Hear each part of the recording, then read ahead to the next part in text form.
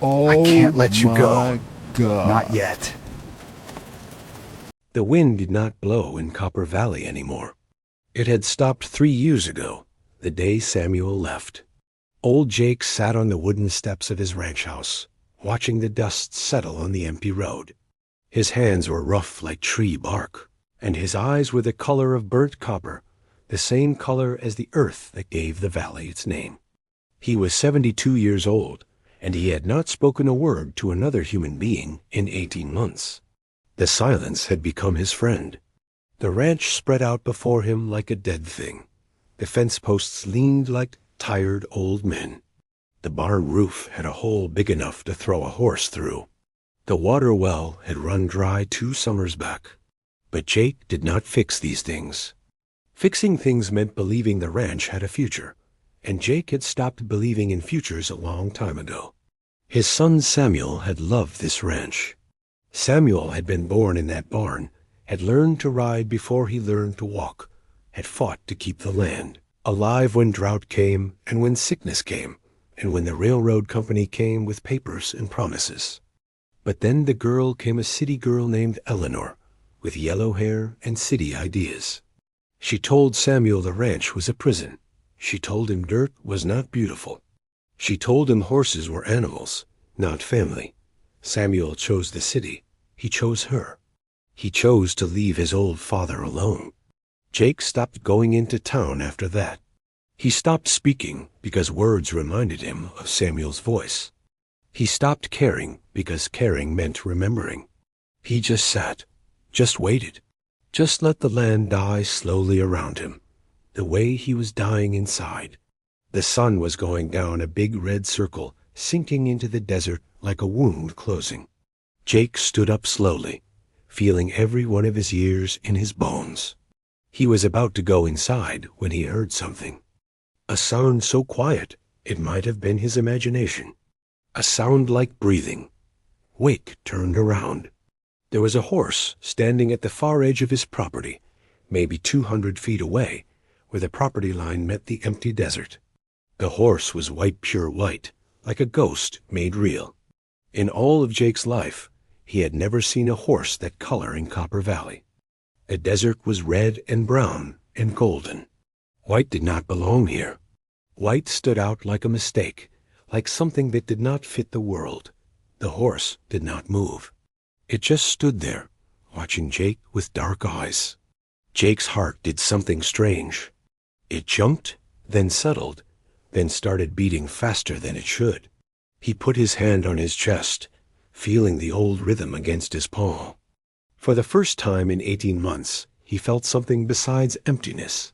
He felt curiosity. Where did you come from? Jake whispered. His voice sounded rough, like it had not been used, because it had not been used. 18 months was a long time to be silent. The white horse did not answer. It did not move. It did not run away. It just watched him, the way things watch when they are lonely and looking for something they cannot name. Jake slowly walked down the steps. His legs were stiff. His body did not want to move. But something in him, something old and almost dead, was waking up. He walked across the dusty yard, between the broken fence posts, toward the edge of his land. He walked slowly, the way you walk toward a dream that might disappear if you move too fast. The white horse turned its head, watching him come closer. Up close, Jake could see that the horse's coat was not perfectly white. There were marks on it. Old marks, scars. One ear had been torn long ago and had healed wrong. The horse was not young. Jake could see that now.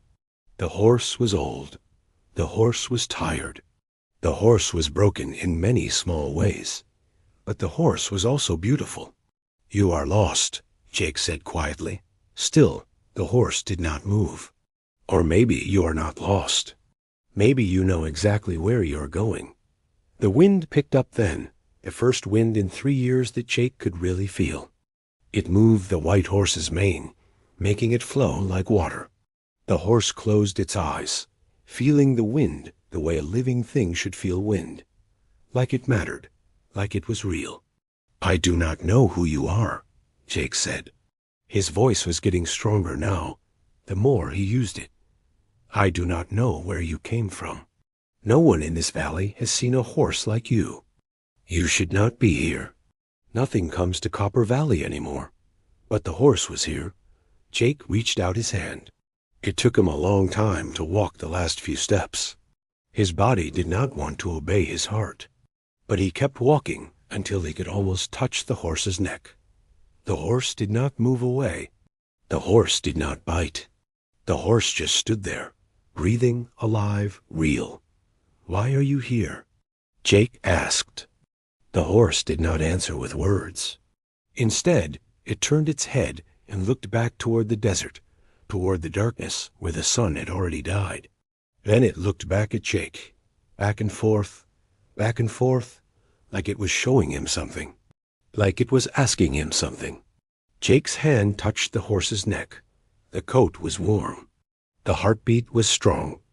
Under his palm, Jake felt the life moving through the horse, the breath, the blood, the will to keep going even when going seemed impossible. And in that moment, something changed inside the old man. Something that had been frozen began to thaw. Something that had been silent began to wake. You came here for a reason, Jake whispered. Just like I came to this ranch all those years ago. Just like Samuel came. Just like everyone comes to Copper Valley for a reason. The white horse stepped closer. It rested its head against Jake's chest, right where his heart was beating. And Jake, who had not touched another living thing in 18 months, put his arms around the horse's neck and held on. Neither of them moved. Neither of them spoke. In the darkness of the desert night, an old man and a strange white horse stood together at the edge of Copper Valley. And somewhere in the silence, a question began to form. Why had this horse come tonight? What did it want from him? And why did Jake feel like his life, the life he thought was over, was just beginning again? The night passed like a dream that Jake could not quite remember when he woke up. He opened his eyes in the darkness of his bedroom, and for a moment he thought the white horse had been nothing but a story his lonely mind had told itself. He had imagined so many things in the silence. Voices calling his name, Samuel coming home, rain falling on the dry earth. A white horse standing at the edge of his property fit perfectly with all the other ghosts that lived in his head. But then Jake heard it, a sound from outside, a horse's breath, a horse's footstep, real, not imagined. Jake threw off his blanket and moved faster than he had moved in years. His old legs carried him to the window. He looked out into the gray light of early morning, that time before sunrise when the world is still sleeping but getting ready to wake up. The white horse was standing in his yard, right there, between the barn and the water well, close to the house. The horse was eating the dry grass that grew in patches around the property. Just eating, just living, just being real. Jake dressed quickly. His hands shook as he pulled on his boots. His heart was moving fast, like it was remembering how to work properly. He went outside, moving carefully the way you move when you are afraid something beautiful will break if you touch it wrong. You stayed, Jake said quietly. His voice was stronger today. The words came easier. I thought maybe I dreamed you. The white horse lifted its head. Grass fell from its mouth. The horse chewed slowly, watching Jake with those dark, knowing eyes. Then went back to eating. Jake walked to the barn. The barn was broken. The door hung from only one hinge, and the inside was dark and sad. But there was hay stored there, old but still good. Jake gathered it in his arms, and the smell of it brought back memories. Samuel, when he was a boy, running through the hay like it was snow. Samuel laughing. Samuel alive with joy. Jake brought the hay to the white horse. He spread on the ground. The horse came over and began eating, and Jake sat down on the dusty earth to watch. I do not know your name, Jake said. I do not know where you came from, but you came when I needed you. That is what matters. The morning grew brighter. The sun came up over the desert mountains, turning the sky from gray to pink to gold. And in that light, Jake could see the white horse more clearly. The scars on its body told stories. A long scar down its leg, a cut from barbed wire, maybe, or a fight with something wild. missing teeth on one side of its mouth, a piece of its ear gone. This horse had lived hard. This horse had suffered. But the horse was still here, still alive, still standing. "You have seen hard things," Jake said. "Just like me, just like this land." As the day grew hotter, Jake went inside and filled his old bucket with water from the barrel he kept for drinking. The water was warm and tasted a little like metal, but it was all he had. He brought outside. The white horse came over and drank deeply, water dripping from its mouth like tears. Jake spent the whole day in the yard with the horse. He did not go back inside. He did not sit on his steps feeling sorry for himself. He just watched the horse eat and drink and rest in the shade of the barn. And the horse watched him back. As afternoon came, Jake realized something. The horse was limping. The left back leg was worse than the others. When the horse walked, it favored that leg, trying not to put weight on it. Jake understood limping. He had limped through life since Samuel left, moving forward but never quite walking right, never quite strong. "That leg is hurting you," Jake said. He stood up slowly and walked toward the horse. "Let me see." The horse did not move away. Jake ran his hand down the white coat, feeling the warmth of the animal's body. When he touched the bad leg, the horse flinched but did not pull away. There was a deep cut, old but not healed right. It was infected. Jake could feel the heat coming from the swelling. "You are hurt bad," Jake whispered. "And you still came here. You still stood at my fence line looking for me. Why would you do that?" The horse did not answer. But something in Jake understood. The horse had come because it was hurt. The horse had found him because it was looking for something, safety, maybe, or help, or just another being that understood pain. Just before sunset, Jake heard something that made his blood go cold. A sound far away, but getting closer. Horses. Many horses. Men's voices. They were coming from the direction of town, moving fast. Jake moved to the edge of his property and looked down the road. A group of maybe 6 riders was coming toward his ranch. In the lead was Sheriff Coleman, the man who ran the town with a hard hand and a mean heart. Behind him were other men, tough men, rough men, the kind who did things without asking questions. Jake's body went tight. Something bad was coming. "We need to hide you," Jake said, turning back to the white horse. But the horse did not move. The horse stood still, watching the dust cloud getting bigger on the road. The sheriff's group was getting closer. Jake could see their faces now, could see the ropes coiled on their saddles, could see the anger in how they sat their horses. Jake did not know why they were coming, but he knew, deep in his bones, in his old heart, that they were coming for the white horse. He looked at the animal standing in his yard, the animal that had brought him back to life, the animal that had come out of the desert like a ghost looking for something to believe in. "I will not let them take you," Jake said quietly. "I do not know why you came, but I know you are mine now, and I am yours." The white horse stepped closer to Jake, and as the sheriff's group rode closer to the ranch, the old man and the strange white horse stood together, waiting for what would come next. The dust was getting closer. The sun was going down, and the question that had started in the night was growing larger. Who was the white horse really, and why did the sheriff want it so badly? The dust cloud stopped about 50 feet from Jake's house. Sheriff Coleman rode forward alone, his hand resting easy on his gun belt. He was a big man with a face like a stone wall. No kindness in it, no mercy, just hard lines and harder eyes. Jake had known him for 20 years. They had never been friends. The other 5 riders stayed back, spread out in a line, waiting, ready, the kind of ready that comes before violence.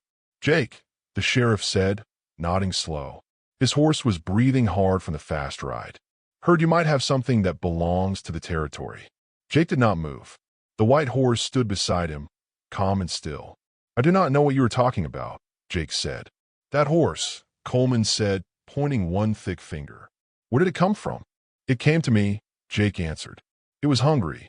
It was hurt. Now it stays." Coleman's face did not change. He stepped down from his horse, moving slow and heavy like a man who knows he has all the time in the world. He walked toward Jake and the white horse. The other riders watched every move. "That is not your horse," Coleman said. "That horse is wanted in 3 territories. It was stolen from the Williamson ranch down south. Rich man's horse. Valuable horse. Someone is paying good money to get it back." Jake's hand moved to the white horse's neck. He felt the animal's heartbeat. Steady, calm, like the horse knew what was happening and did not fear it. "The horse is with me now," Jake said. His voice was quiet but strong. "I do not care who it belonged to before. It belongs here now." Coleman stopped a few feet away. He looked at the white horse carefully, studying it like he was reading a book. "You know what this horse did?" he asked. The young man who was riding it. One of Williamson's hands. He was riding this horse when it ran wild. Horse threw him off a mountain pass. Broke his neck. Dead. Just like that. Williamson says this horse is crazy. Says it is dangerous. Says anyone who owns it will end up just as dead. Jake did not look away. Then why does Williamson want it back? Coleman smiled. It was not a kind smile. Because it is his property. Because he does not like losing things. Because the law says so. The law is in the town, Jake said. This is my land. Out here I make the law. Coleman took another step forward. Jake, you are an old man. I respect that. I respect that you have lived a long time in this valley. But you're making a mistake. This horse is trouble. Bad trouble. The kind that follows you like a shadow and never leaves. I am giving you a choice. Give me the horse now, or we take it. Either way, it leaves your property today. Jake thought about Samuel. He thought about the day his son told him he was leaving. How Jake had stood in this same yard and watched the boy ride away without looking back. He had made a choice that day to let him go. He had made a choice not to fight, not to hold on, not to speak the words that might have brought Samuel home. That choice had cost him 18 months of silence. This time will be different. No, Jake said. The word came out like a stone dropping into water. Coleman's face changed. The easy manner disappeared. His hand moved toward his gun. You are making this hard on yourself, old man. Maybe I am, Jake said, but I am making it. Coleman turned back to his riders. He nodded once. The riders began moving their horses forward, spreading out wider, getting ready to come take the horse by force. Jake could feel the white horse stepping closer to him, like it was trying to protect him instead of the other way around. Then the white horse did something unexpected. It screamed, not a normal horse sound, a sound like pain and rage mixed together. The horse reared up on its back legs, and its hooves came down on the ground so hard the earth shook. The riders' horses spooked, turning away, afraid of the wild power they were seeing. Easy, Coleman shouted. Easy, get back. But the white horse was not finished. It turned and looked directly at the sheriff, a look so intense, so full of something that Jake could not name, that Coleman himself took a step backward. The horse's dark eyes held something ancient, something that had seen too much, something that had decided it would not go back to where it came from. Not ever again. The white horse walked toward Coleman. Slow steps, deliberate steps. Coleman reached for his gun, but something stopped him. Maybe it was the look in the horse's eyes. Maybe it was the way the other riders were getting nervous, getting ready to run. Maybe it was something he saw that reminded him that some things in this world are stronger than a man with a badge and a gun. Coleman backed up. One step, then another. He got back on his horse without looking away from the white horse's eyes. When he was mounted, he spoke to Jake, his voice different now. Not so sure, not so hard. You do not understand what you are protecting, Coleman said. That horse, it is not what you think it is.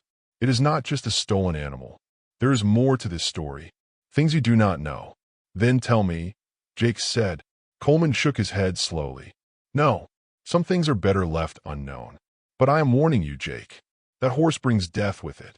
Maybe not today, maybe not tomorrow, but it will come. And when it does, do not say I did not warn you. Coleman turned his horse around. He rode back to his men without another word. The 6 riders sat there for a moment, looking back at the white horse.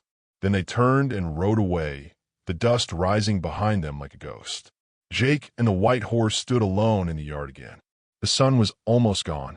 The shadows were getting longer. And Jake realized that everything had changed. He looked down at the white horse. What are you? He whispered. What happened to you? Why do they fear you so much? But the horse did not answer. The horse just looked out toward the desert, toward the darkness where it had come from, as if it was listening to something far away that only it could hear.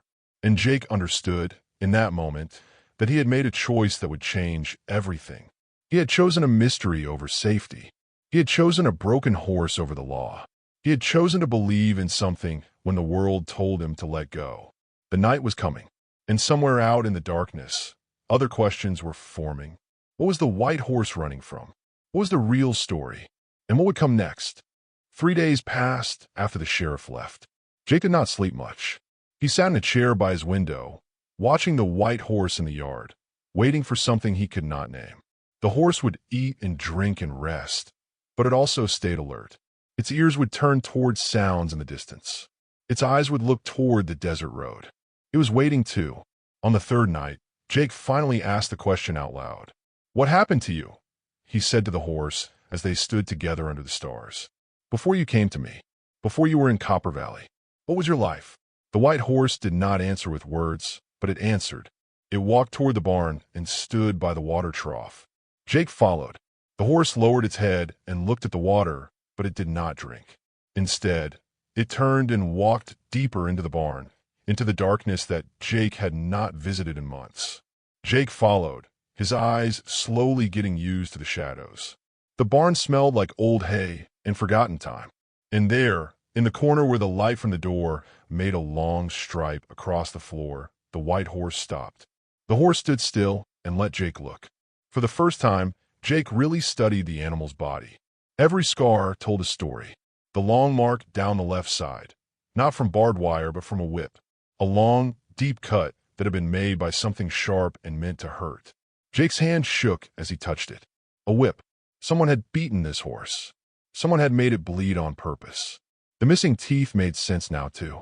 A man's fist, or a stick, or something worse. Jake could imagine a man standing in front of this horse, hitting it, wanting to break it, wanting to make it obey. "Who did this to you?" Jake whispered. His voice cracked. He had never felt so angry in his life. Not when Samuel left. Not when Eleanor took his son away. Not even in the wars he had fought when he was young. This anger was different. This anger was for something pure that had been hurt by something evil. The white horse turned its head and looked directly at Jake. And in that moment, something passed between them, an understanding so deep that words could never touch it. The horse had come to Jake because Jake understood. Jake had been hurt too, not with whips and fists, but with silence and abandonment. Jake knew what it was like to be broken. The horse walked out of the barn, and Jake followed. Outside, in the starlight, the white horse stood very still. It did something that made Jake's heart stop. The horse began to walk in circles. Slow, deliberate circles. Round and round, getting smaller and smaller. Round and round, the way a broken animal walks when it is trying to escape something that is not there. A ghost. A memory. A man from the past who is no longer real, but still haunts. Jake watched and understood. This horse had been broken in body and in spirit. This horse had been hurt so badly that it carried the marks of pain even when the person who caused the pain was gone. "Stop," Jake said quietly. "Stop walking. You're home now. You are safe now." The white horse stopped. It turned and walked toward Jake. And for the first time, the horse lowered its head and rested it on Jake's shoulder. The old man put his arms around the horse's neck and held it. Both of them shaking. Both of them carrying old pain. Both of them finally understanding that they were not alone in their suffering. They stood like that for a long time. The stars moved across the sky. The night grew cold, but neither of them moved.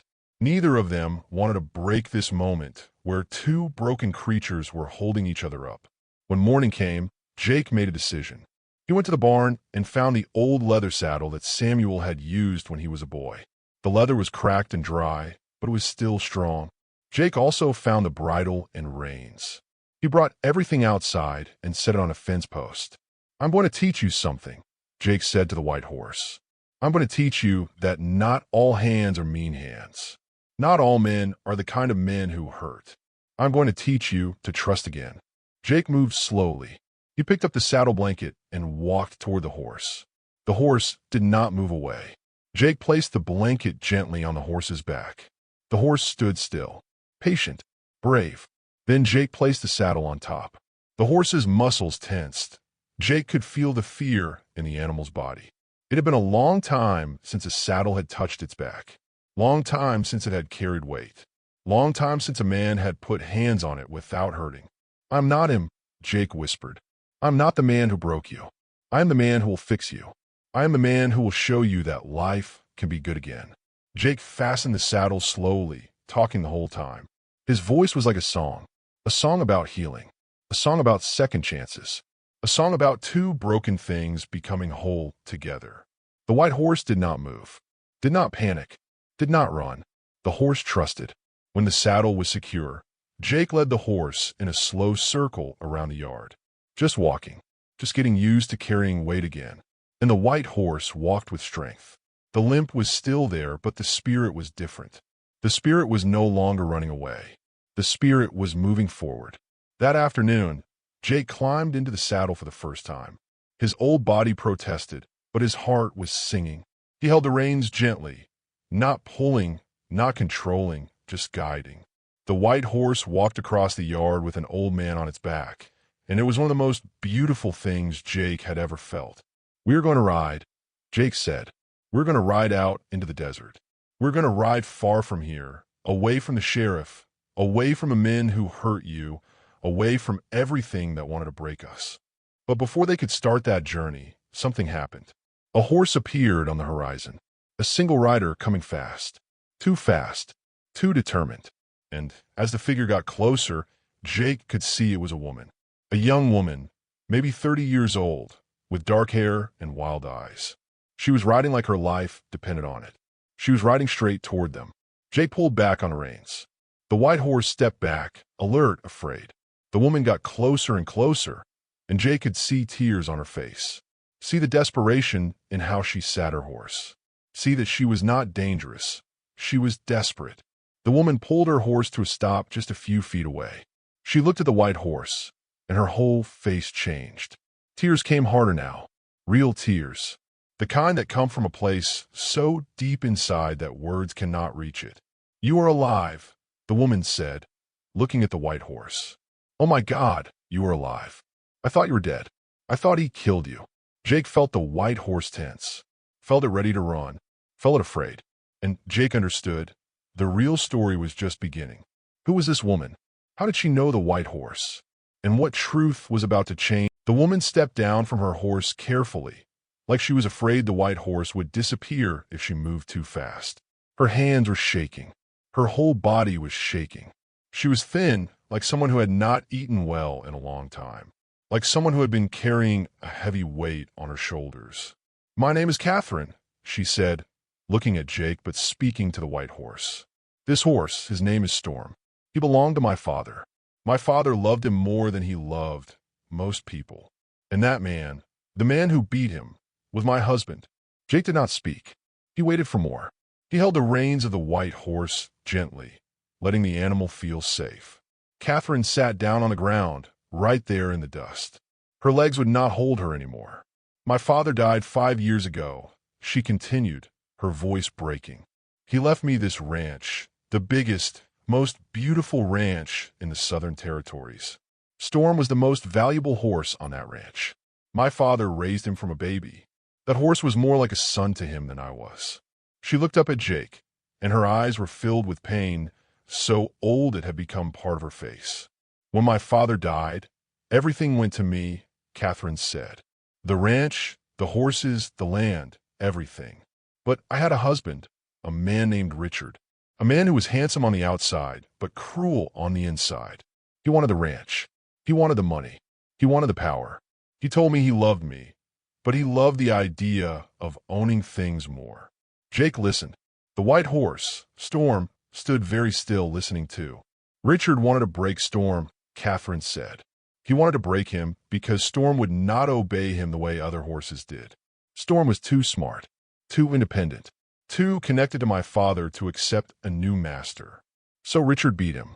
For weeks, he beat that horse, trying to make him obey, try to turn something beautiful into something broken." Tears were falling down Catherine's face now, silent tears that she did not try to hide. One day, Storm could not take it anymore. The horse ran away, just left, disappeared into the desert. "I thought he would die out there, alone, hurt, broken. I spent months looking for him. I rode everywhere, calling his name. But Storm was gone. And Richard, He told people that he had to shoot the horse because it was crazy, dangerous, that he had to put it down to protect people. Jake understood now. The lie. The story that the sheriff had told him. Richard had made up the story about the stolen horse. Made up the story about the death. Made up everything to cover what he had done. What happened to your husband? Jake asked quietly. I left him, Catherine said simply. I took back my ranch. I took back my life. I went to lawyers. I went to the law. But a man like Richard has power. He has money.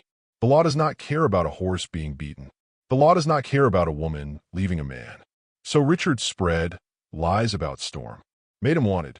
Made it so that anyone who found the horse would bring it back to him, or kill it to stop the trouble.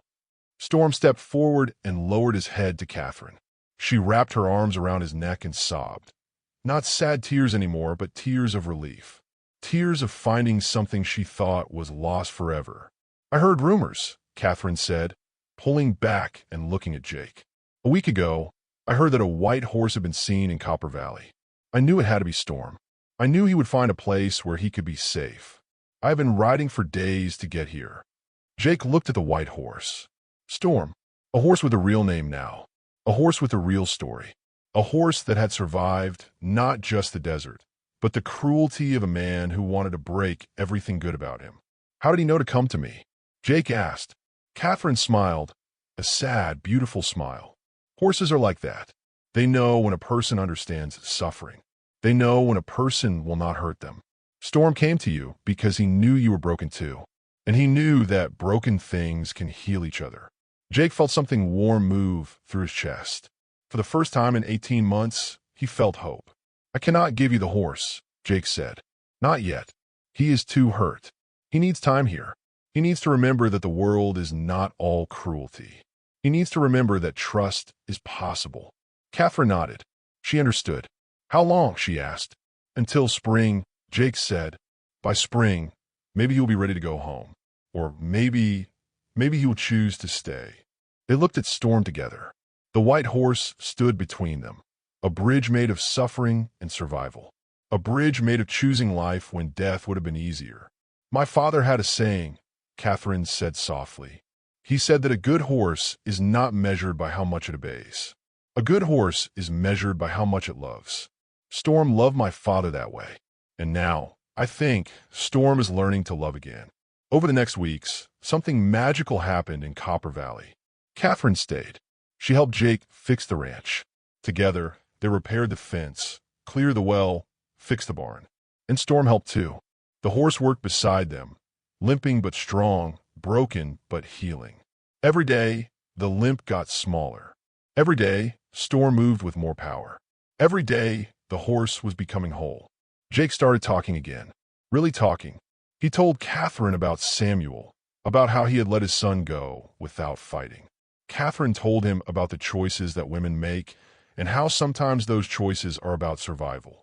They became friends, not just people sharing work, but people sharing the understanding that life breaks everyone, and the only way to survive is to let broken things help you heal. When spring came, Catherine rode out to her ranch, but she came back every week. Storm did not leave with her. The horse stayed with Jake. They had become something more than owner and animal. They had become partners in survival. The townspeople noticed. They stopped talking about a cursed horse. They started talking about a miracle. They started talking about an old man who had been dead inside and came back to life. They started talking about a white horse that carried the memory of a great man named Catherine's father. One morning, Jake was riding Storm through the valley when he saw something he had not seen in years. Rain, real rain, falling on the dry earth.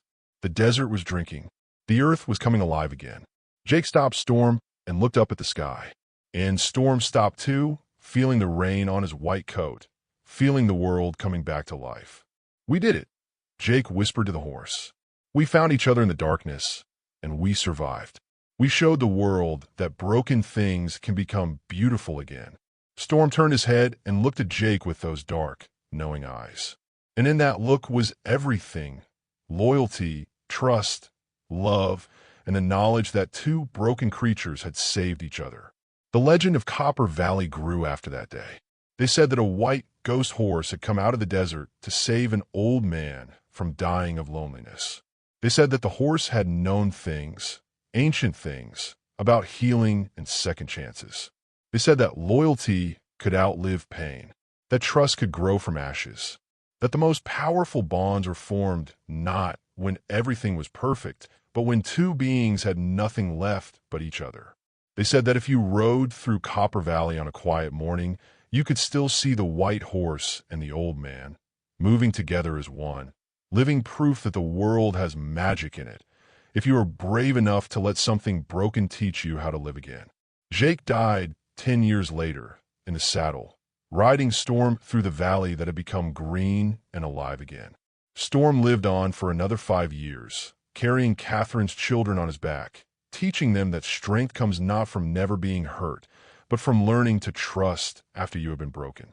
And in Copper Valley, they say that you can still hear the sound of hooves on quiet nights. A white horse carrying an old man's spirit, riding forever through the desert, a legend of survival and love. The truth, we are not measured by our scars. We are measured by what we do after we are broken. We are measured by the choice to trust again. We are measured by the love we give to other broken things. The legend, some creatures come into our lives not by accident, but by grace. Some bonds are so strong that death cannot break them. And some stories teach us that the greatest strength is the courage to love something that understands your pain. In Copper Valley, where 3 dried-up creeks once met dust, there is now flowing water. And if you listen carefully on lonely nights, you can hear the thunder of hooves, a white ghost horse and an old man, forever riding together, forever proof that broken things can become beautiful, that pain can become purpose, and that loyalty never dies. It only transforms into legend.